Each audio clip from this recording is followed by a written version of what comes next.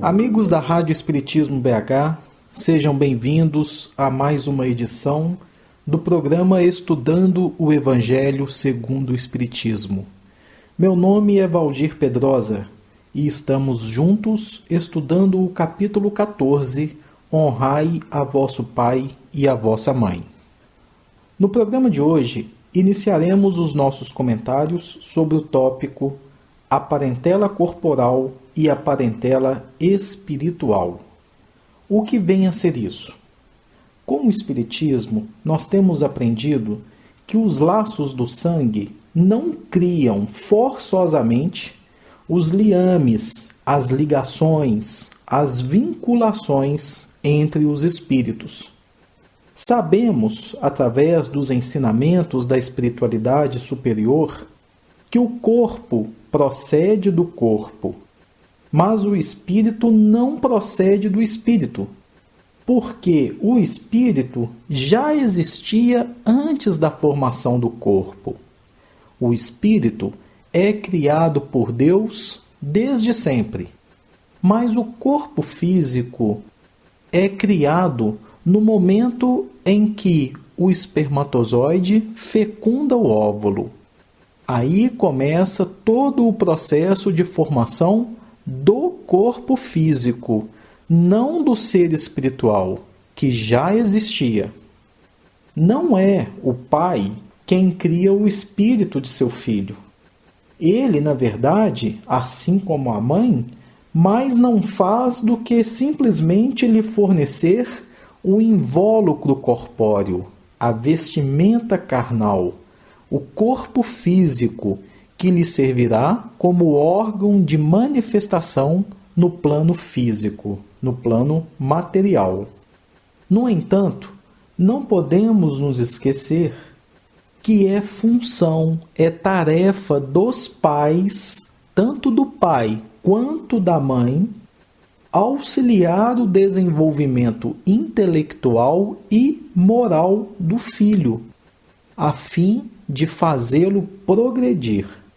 Essa tarefa, ou esse trabalho extremamente importante, é dos pais, responsabilidade dos pais, que não deve e não pode ser terceirizada com os avós, com os tios, com empregadas, com babás, com as creches e nem com as evangelizadoras na casa espírita.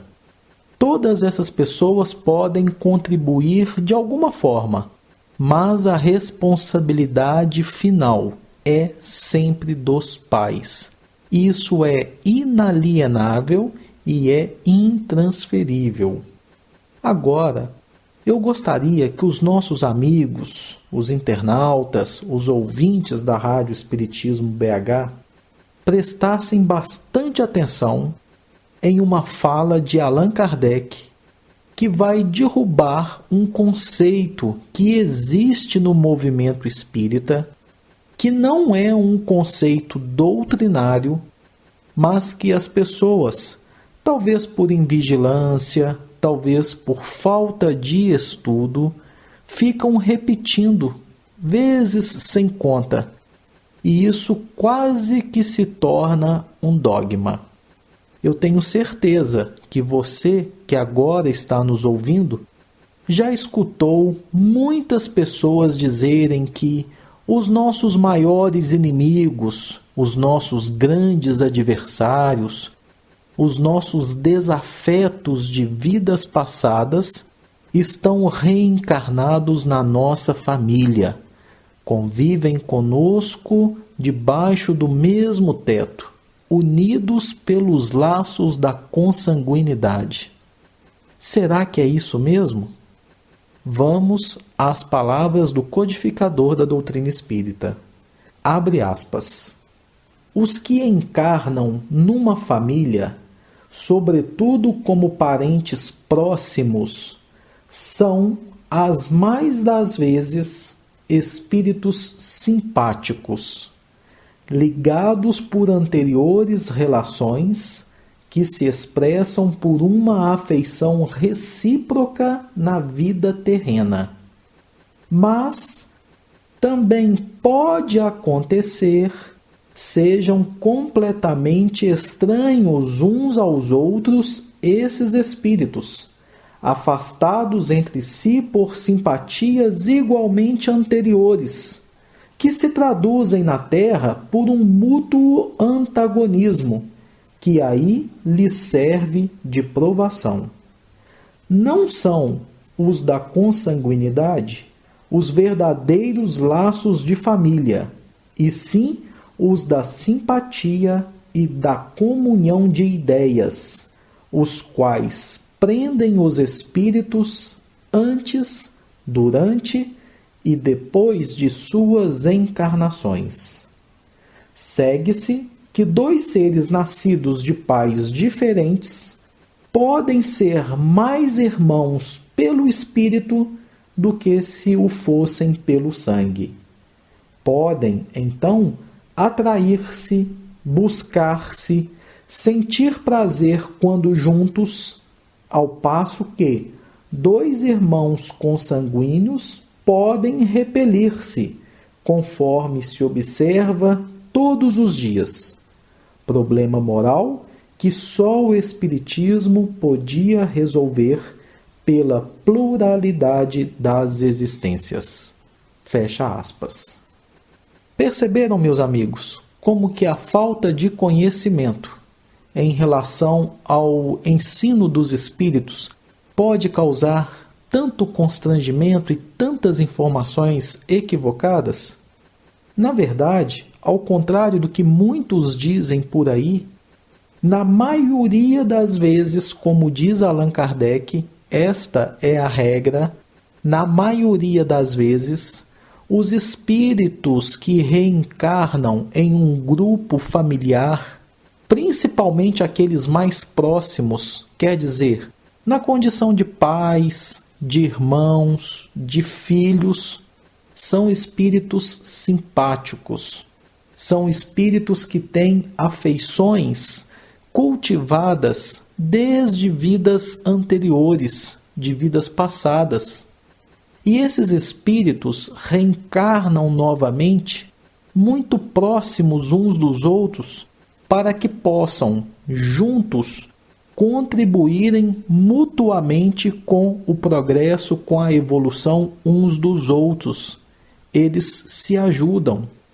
Então, aquela ideia equivocada, errônea, de que os nossos grandes inimigos, adversários e desafetos estão no nosso lar, é um grande erro. É uma mensagem equivocada que se passa em nome do Espiritismo. A regra não é essa. Isso, quando falado para um público de pouco conhecimento doutrinário, pode gerar constrangimento em casa. Por que estamos dizendo isso? Imaginem uma pessoa que não se dá bem com o seu irmão. E aí, essa pessoa, na casa espírita em que ele frequenta, ou numa situação ainda pior, em uma casa espírita que ele esteja indo pela primeira vez, ele escuta o expositor, o palestrante, dizer que os nossos maiores inimigos estão na nossa família, são os nossos parentes mais próximos. Aí, essa pessoa, que já não tinha um bom relacionamento com seu irmão, pode piorar ainda mais a situação, porque vai ver no irmão não apenas um irmão de difícil convivência nesta encarnação, mas sim um inimigo, um adversário que o persegue ou que o acompanha desde outras existências. Olha que complicado. Nós temos a triste mania de jogar a culpa de nossos erros em outras pessoas ou em outras coisas. Por exemplo, a pessoa que não é espírita, que ainda crê na existência de um diabo, de um Satanás, atribui a essa personificação do mal, que na verdade não existe, todos os fracassos, todas as experiências infelizes que ele vivencia. Aí, no Espiritismo, o companheiro desavisado, invigilante, que ainda não assimilou de forma correta as lições do Espiritismo, também passa a enxergar que os motivos da sua infelicidade, da sua tristeza, das suas aflições, são os espíritos chamados obsessores, aqueles nossos irmãos que estão ainda num estágio um pouco mais atrasado da evolução, seres ainda ignorantes, infelizes, que vão caminhar, vão ainda progredir. Às vezes nós também, em função das dificuldades que a vida nos apresenta, que são obstáculos, são estímulos para o nosso crescimento espiritual, nós, espíritas, costumamos colocar a culpa na reencarnação. A culpa é da reencarnação porque ela me situou nessa família, ela me situou nesse ambiente, junto a essas pessoas. Gente, precisamos parar com isso. Está tudo certo. A reencarnação nos situa no ambiente que nós precisamos para crescer. A reencarnação nos coloca junto às criaturas que nós precisamos estar juntos para trabalharmos o nosso progresso espiritual.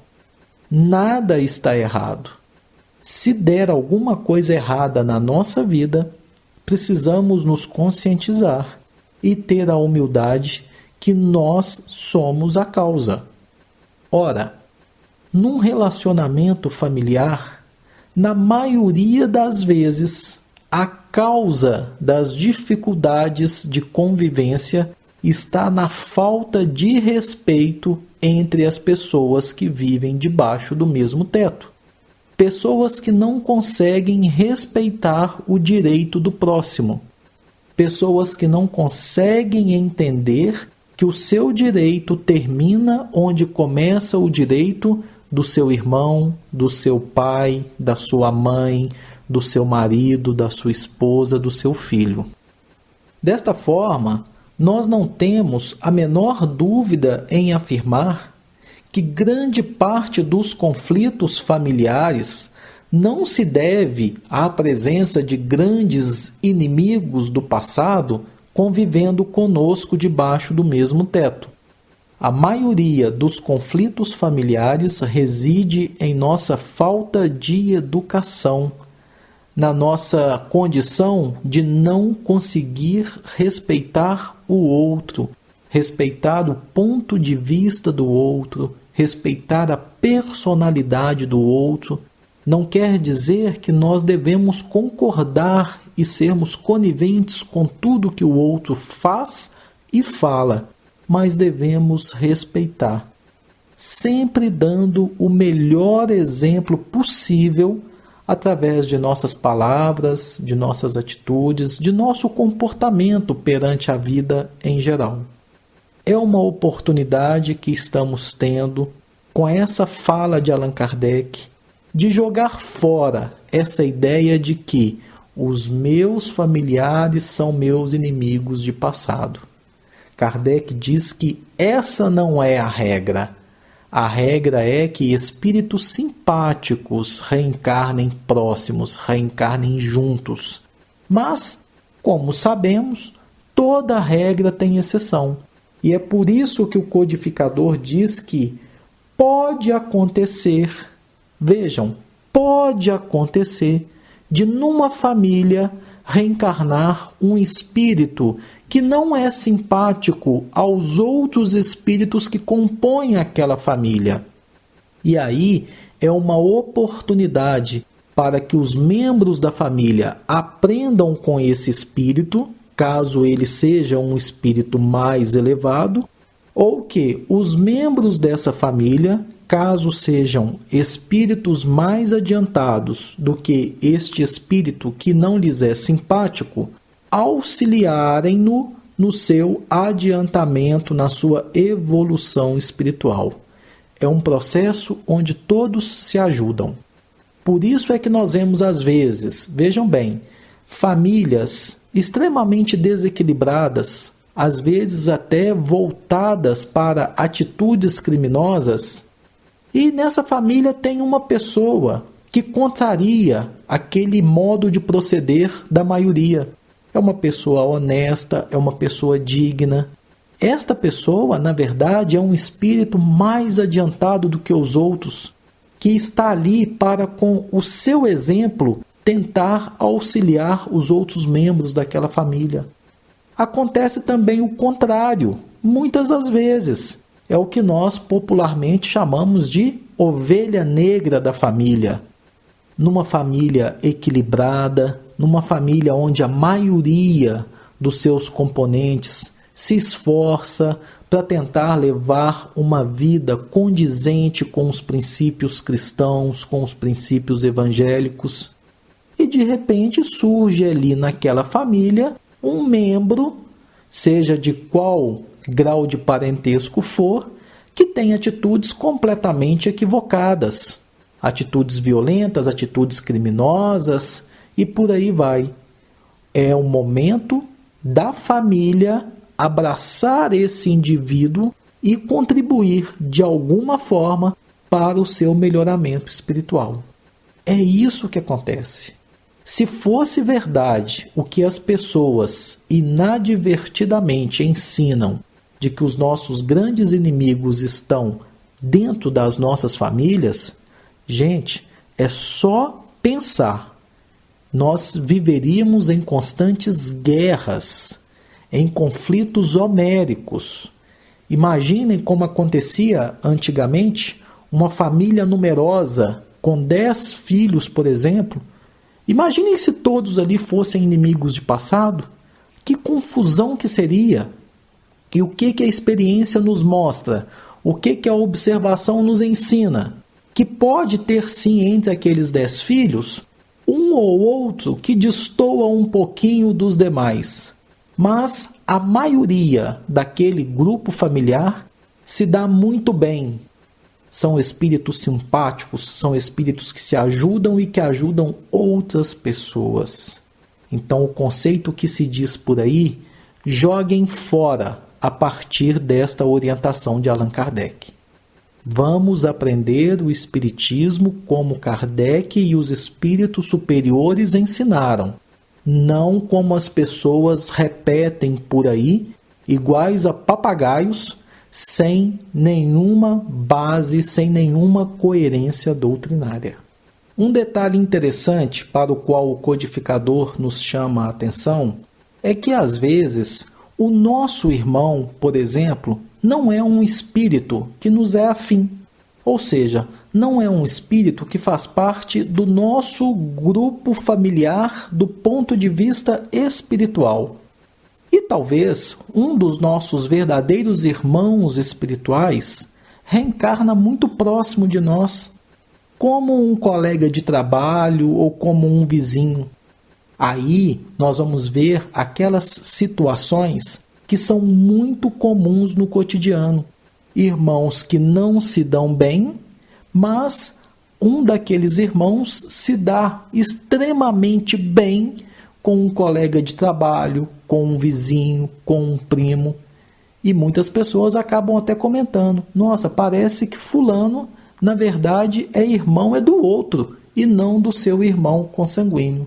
Esse problema, como diz Allan Kardec, só o Espiritismo é capaz de fornecer uma explicação justa, uma explicação plausível, que é através das reencarnações, onde espíritos simpáticos e espíritos antipáticos acabam de alguma forma se encontrando no plano físico para apararem as arestas, para progredirem, para evoluírem.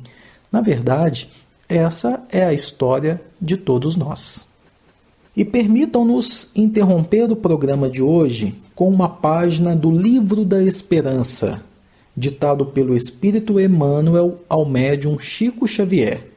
A lição é a de número 39, Familiares, onde Emmanuel comenta o versículo 35 do capítulo 3 do Evangelho segundo Marcos, onde Jesus diz: porquanto qualquer que fizer a vontade de Deus, esse é meu irmão, minha irmã e minha mãe.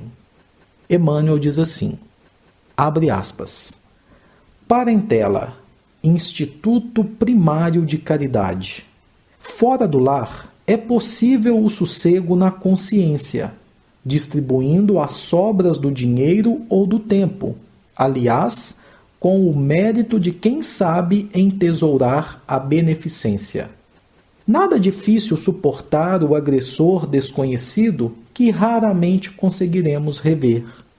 Nenhum sacrifício em amparar o doente, largado na rua, a quem não nos vinculamos compromisso direto. Em casa, porém, somos constrangidos ao exercício da assistência constante. É aí, no reduto doméstico, por trás das paredes que nos isolam do aplauso público, que a vidência divina nos experimenta a madureza tal ou o proveito dos bons conselhos que ministramos. Nós que, de vez em vez, desembolsamos sorrindo pequena parcela de recursos em benefício dos outros, estamos incessantemente convocados a sustentar os familiares que precisam de nós, não apenas mobilizando possibilidades materiais, mas também apoio e compreensão, disciplina e exemplo, resguardando as forças que nos asseguram felicidade.